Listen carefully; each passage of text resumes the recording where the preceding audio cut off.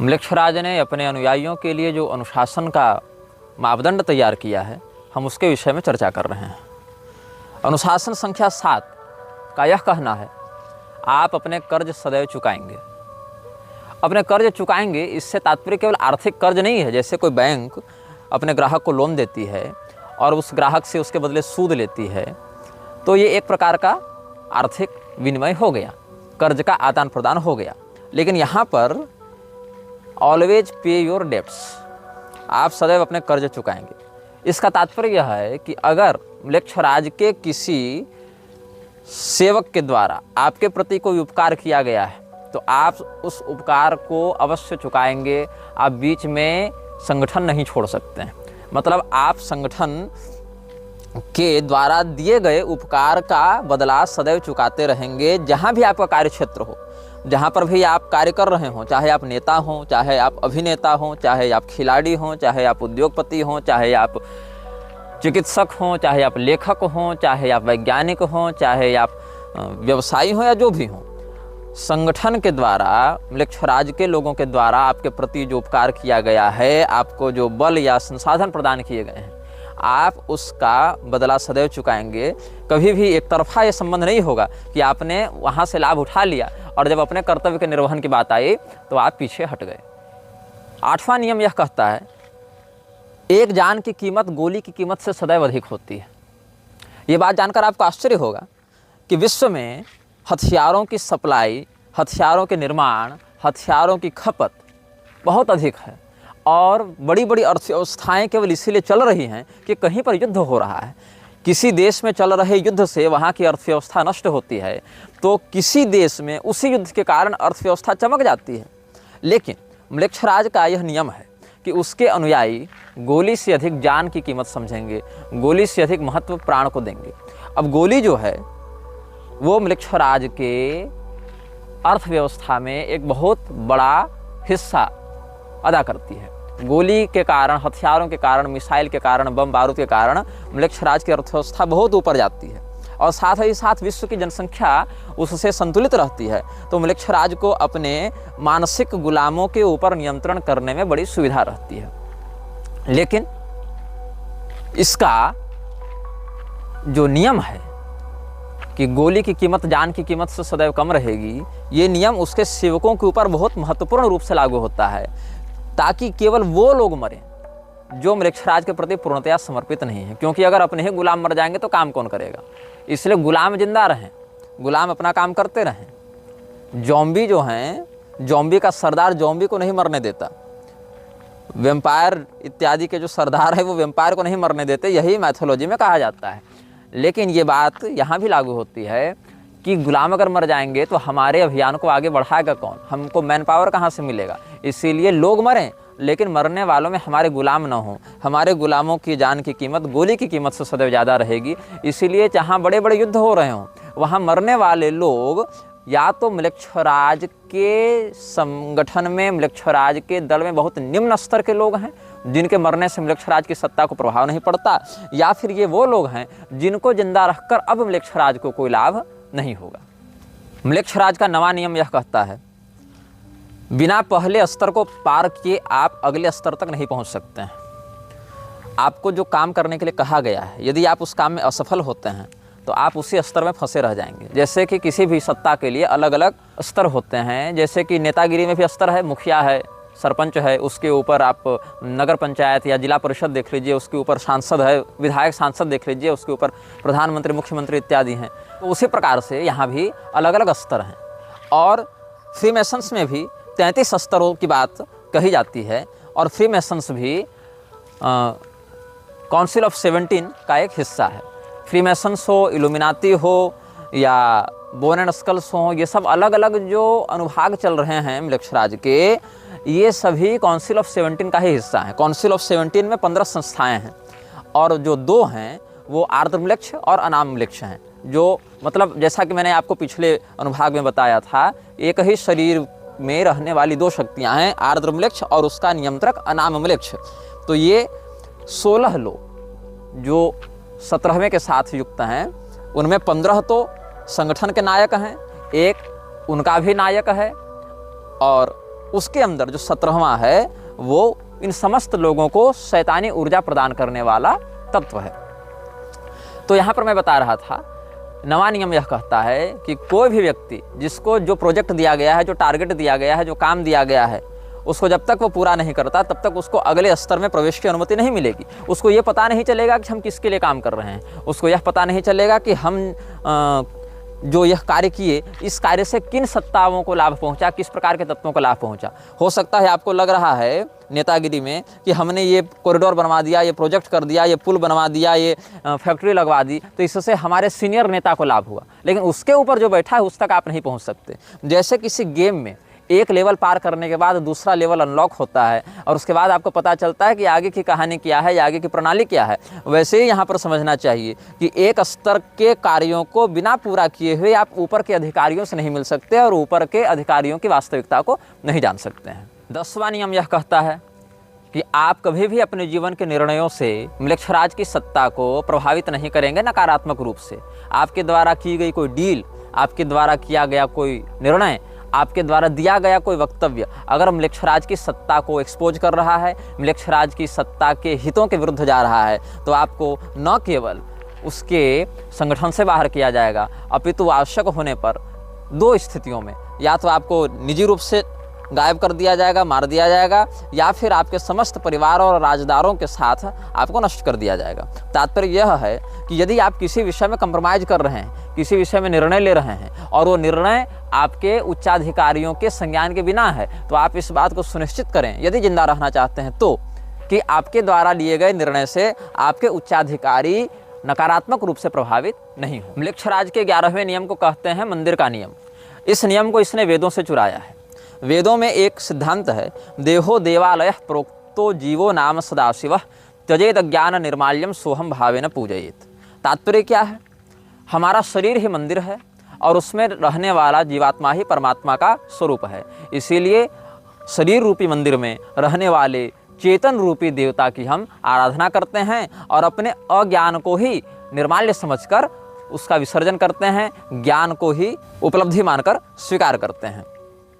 मैं वह परमात्मा हूँ, मैं ही परमात्मा का अंश हूँ, मैं ही परमात्मा हूँ, ऐसा समझते हुए जीव और ब्रह्म में अभिन्नता का विचार करते हुए आत्मयजन का उपदेश शास्त्र करते हैं। लेकिन इसी बात को नकारात्मकता की ओर से ले जाते हुए जो 11वां नियम है वह कहता है कि पहले नियम के आधार पर आपने जिस अनाम वृक्ष की ज्योति की प्रतिष्ठा अपने हृदय में की थी, उसी ज्योति को आप अपने आत्मसात भाव से जगाते रहें और अपने शरीर को कभी भी आप क्षति नहीं पहुंचा सकते हैं। एक बात ध्यान दीजिएगा, पूरे विश्व में ड्रग, नशेबाजी, व्यभिचार और मानव तस्करी इत्यादि में म्लेच्छराज का प्रत्यक्ष हाथ है, किंतु म्लेच्छराज के जो उच्चाधिकारी हैं उनको शराब पीने की अनुमति नहीं होती है।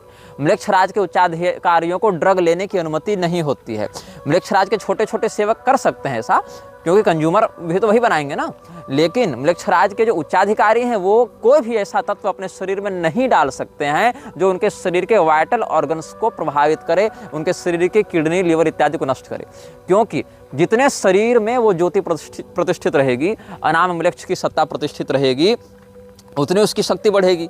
इसीलिए अपने प्रमुख अधिकारियों को शराब पीने, चरस फूंकने और किसी भी प्रकार के ऐसे ड्रग को लेने से म्लेच्छराज ने प्रतिबंधित रखा है जो कि उसके सेवकों के शरीर को अस्थायी रूप से क्षति पहुंचा सकते हैं या अंगों को विकृत कर सकते हैं। म्लेच्छराज का 12वां नियम ये भी इसने वेदों से चुराया है। वेदों का अनुशासन है, मातृदेवो भव, पितृदेवो भव, आचार्य देवो भव। म्लेच्छराज ने इसी बात को अपने स्वार्थ के लिए प्रयोग किया और अपने सेवकों के लिए इसको नकारात्मक रूप से प्रस्तुत किया। म्लेच्छराज का यह कहना है कि जो व्यक्ति अपने माता पिता के प्रति वफादार होता है, माता पिता के प्रति निष्ठा रखता है, वही व्यक्ति म्लेच्छराज का सच्चा सेवक भी बन सकता है। आपको आश्चर्य होगा जानकर कि कैसे।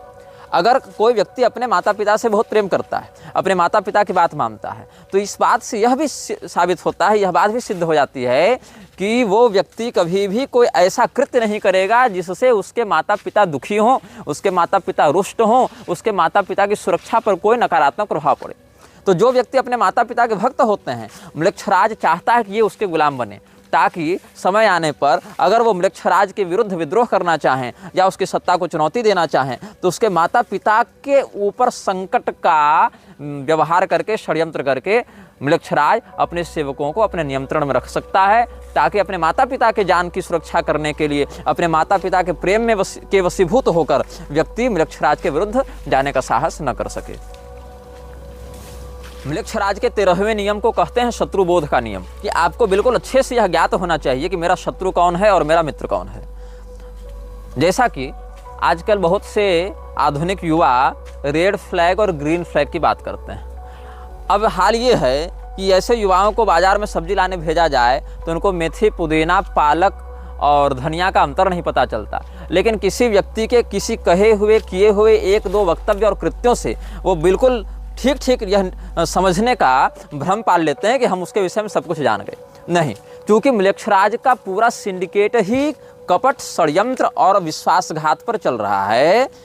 बाहरी लोगों के लिए, संगठन के आंतरिक लोगों के लिए नहीं, बाहरी लोगों के लिए, बाहरी दुनिया के लिए म्लेच्छराज कपट, विश्वासघात के ही आधार पर समस्त कार्यों को करता है। तो यह समझना चाहिए कि आप अपने शत्रु और अपने मित्र को बहुत अच्छे से पहचानेंगे। हो सकता है कोई व्यक्ति षड्यंत्र करके आपके दल में सम्मिलित होना चाहता हो और आप उससे रहस्य बता दें, या आपके विश्वास को अपना हथियार बनाता हुआ वह म्लेच्छराज के विरुद्ध कोई षड्यंत्र करे या उसकी सत्ता को चुनौती देने का प्रयास करे, तब क्या होगा?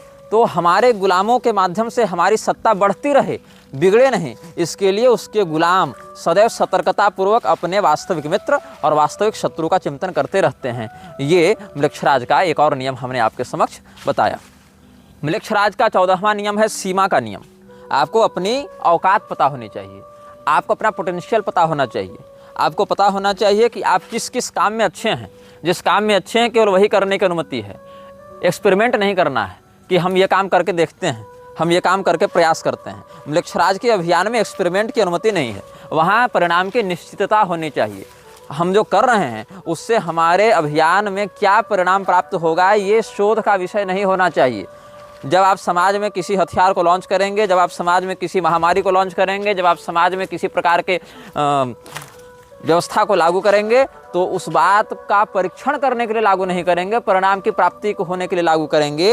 यही 14वां नियम है जो कहता है सीमा का नियम। सीमा का नियम मतलब आपको अपनी लिमिट पता होनी चाहिए, आपको अपना सामर्थ्य और अपनी कमजोरी का बिल्कुल स्पष्ट बोध होना चाहिए। म्लेच्छराज का 15वां नियम यह कहता है आप अपने नायक को प्रतिस्थापित नहीं कर सकते हैं। There would be only one and only one boss. इसका अर्थ है कि म्लेच्छराज का कोई उत्तराधिकारी नहीं होगा। म्लेच्छराज का कोई चयन नहीं कर सकता है कि चलो काउंसिल ऑफ 17 में आज हम इसको बना दिए, 5 साल के बाद इसको बना दिए, उसको बना दिए। बिल्कुल नहीं, ये प्रतिबंधित है। वहाँ पर इस प्रकार की दावेदारी नहीं हो सकती है कि अभी वाला म्लेच्छराज जो है आर्धम्लेच्छ, उसको प्रतिस्थापित कर दें और उसके जगह हम उसी काउंसिल से किसी दूसरे नेता को उठाकर खड़ा कर दें। ऐसा बिल्कुल नहीं हो सकता है। म्लेच्छराज के यहाँ वोटिंग का कोई सिस्टम नहीं है, कोई व्यवस्था नहीं है। म्लेच्छराज इस बात को बिल्कुल स्पष्टता से कहता है कि आप किसको अपना नायक मानते हैं और उस नायक के प्रति आप वफादार बने रहें, और निश्चित ही वो स्वयं को ही सर्वश्रेष्ठ नायक के रूप में ख्यापित करता है। यहाँ तक कि म्लेच्छराज 2 प्रकार के विकल्प देता है, या तो आप ईश्वर को अपना सर्वस्व माने या तो पैसे को। यदि आप ईश्वर को अपना सर्वस्व मानते हैं तो इसका अर्थ है कि आप म्लेच्छराज के संगठन में प्रवेश पाने योग्य नहीं हैं। यदि आप पैसे को अपना सर्वस्व मानते हैं तो म्लेच्छराज आपको इतना कुछ दे देगा जिसकी आपने कभी कल्पना भी नहीं की होगी। 16वां नियम पलायन का नियम है। पलायन का नियम यह कहता है कि आप भागने से डरेंगे नहीं। ये एक विचित्र बात है, क्योंकि आमतौर पर अच्छा उसको माना जाता है जो भागे नहीं, परिस्थितियों का डटकर सामना करे। लेकिन म्लेच्छराज का 16वां नियम है पलायन का नियम। आपको बिल्कुल पता होना चाहिए कि कहाँ पर भागना फायदेमंद है, कहाँ पर कदम पीछे खींचना फायदेमंद है, कहाँ पर बने रहने से आपको क्षति होगी। इसीलिए आप परिस्थितियों से भागने के लिए सदैव तैयार रहें। लड़ने के लिए तो तैयार हैं, ठीक है, लेकिन प्रयास करें कि यदि अपने आप को छिपाकर, अपने आप को भगाकर अगर स्थिति को अपने अनुकूल किया जा सकता है तो केवल ज़्यादा ड्रामेबाजी, डायलॉगबाजी, होशियारी, हीरोगिरी दिखाने के चक्कर में काम न करें। वहाँ से पलायन कर जाएं, छिप जाएं और अपने रूप को छिपा लें ताकि आपकी वास्तविकता समाज के सामने न आए। 17वां नियम है अच्छाई का नियम। Everything good is not always good for you. Mlechchharaj का 17वां नियम है अच्छाई का नियम। हो सकता है बाकियों के लिए वो चीज़ बहुत अच्छी हो, लेकिन आपको ध्यान में रखना है कि हर अच्छी चीज़ आपके लिए अच्छी नहीं होती। दवाइयाँ तो बहुत सी हैं, हर दवाई हर मरीज के लिए नहीं होती। भोजन हर प्रकार के उपलब्ध हैं, हर प्रकार का भोजन हर प्रकार के उपभोक्ता के लिए सही नहीं होता। तो ये समझना बहुत आवश्यक है कि संसार में जितनी भी अच्छी चीज़ें हैं, आवश्यक नहीं कि सब आपके लिए भी अच्छी हों। इसीलिए मृक्षराज का 17वां नियम यह कहता है कि कभी भी बाहरी अच्छाई की देखा देखी में निर्णय न लें, उसमें हितों का ध्यान रखना सीखें। मृक्षराज का 18वां नियम यह कहता है, आपके हृदय में अनाम मृक्ष की जो ज्योति प्रतिष्ठापित की गई थी पहले नियम के आधार पर, आप उसको बेच नहीं सकते, क्योंकि आपने अपनी आत्मा बेच दी है अनाम मृक्ष को। अब आप उसका पुनः विक्रय नहीं कर सकते हैं, साथ ही आप उसको स्थानांतरित नहीं कर सकते हैं। जो व्यक्ति मृक्षराज का सेवक होता है, ये बात ध्यान में रखता है, अपने बेटे को भी वह ज्योति स्थानांतरित नहीं कर सकता। The flame of soul can't be sold और can't be transferred.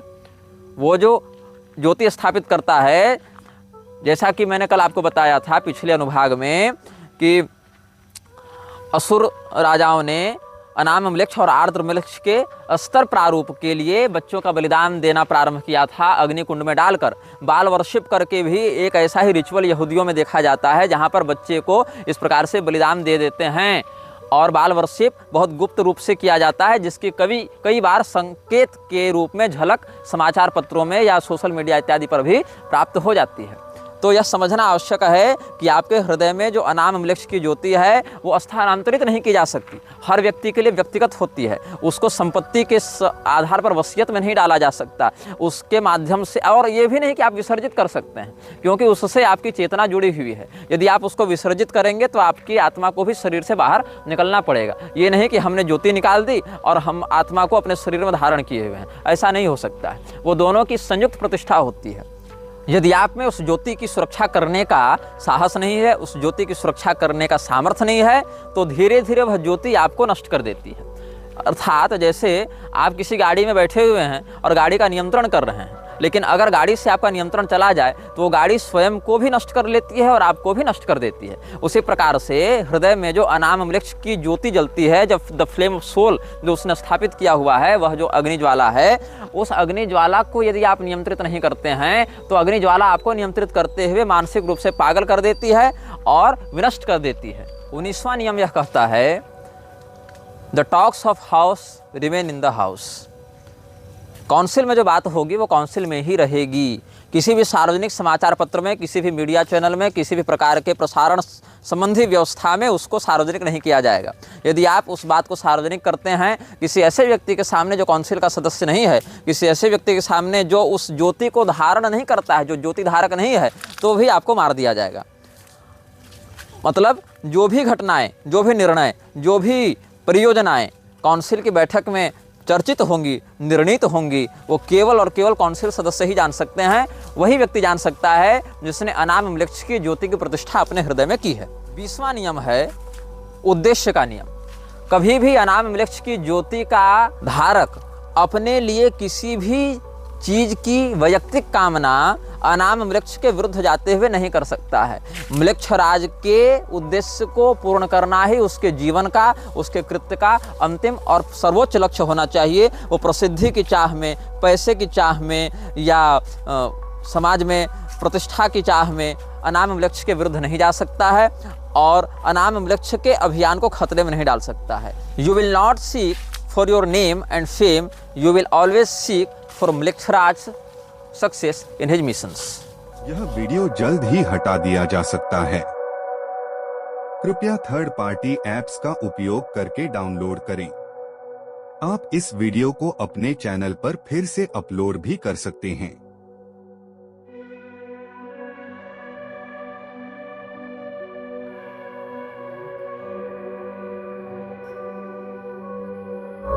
This video may get deleted soon. Please download using third-party apps. You may also re-upload this video on your channels. Thank you.